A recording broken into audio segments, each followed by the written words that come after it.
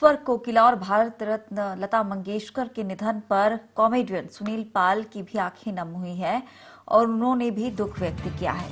उन्होंने कहा है कि लता मंगेशकर हमेशा हैं और रहेंगी। वो नहीं, कभी नहीं कहूंगा। कल सरस्वती पूजा थी और आज धरती की मां सरस्वती उनकी गोद में चली गई। उनके जाने से संगीत का परिवार अनाथ हो गया है। तो यहाँ पर उन्होंने भी दुख व्यक्त किया है। साथ ही लता दीदी को उन्होंने अलविदा कहा है।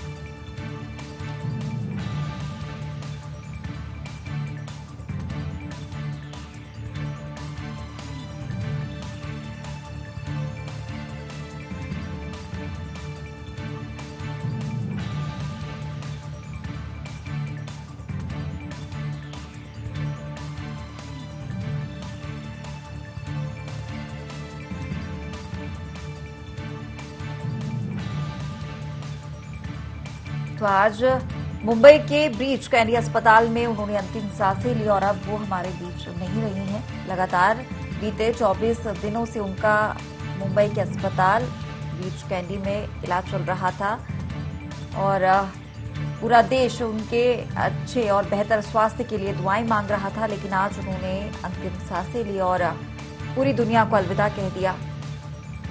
तो स्वर कोकिला लता मंगेशकर का निधन आज हुआ है मुंबई के ब्रीच कैंडी अस्पताल में और अब पूरा देश उनके निधन पर दुख जता रहा है, शोक जता रहा है।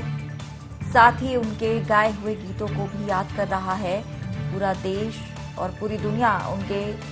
उनकी आवाज की प्रशंसा करती थी, उनकी आवाज की दीवानी थी और उनकी आवाज लगातार उनके गाए हुए गीतों को भी सुना करती थी। कई पीढ़ियों ने उनके द्वारा गाए हुए गीतों को सुना।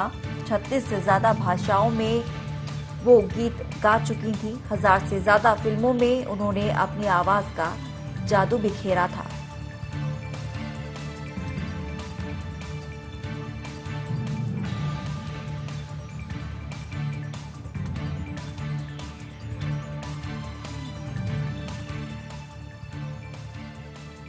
लता जी हमारे बीच में नहीं है।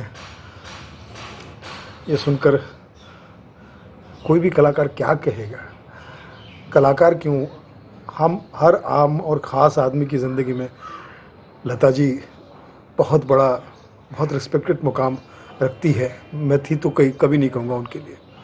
वो थी नहीं, वो है, वो हमेशा रहेगी।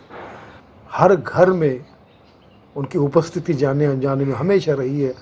सबका एक पर्सनल खुद का लॉस, लता जी का जाना जो है वो मैं समझता हूँ कि लता दीदी का जाना जो है वो हम जैसे छोटे कलाकार तो बस यही कह सकते हैं कि लता दीदी एक दो बार आपके पैर छूने का सौभाग्य प्राप्त हुआ।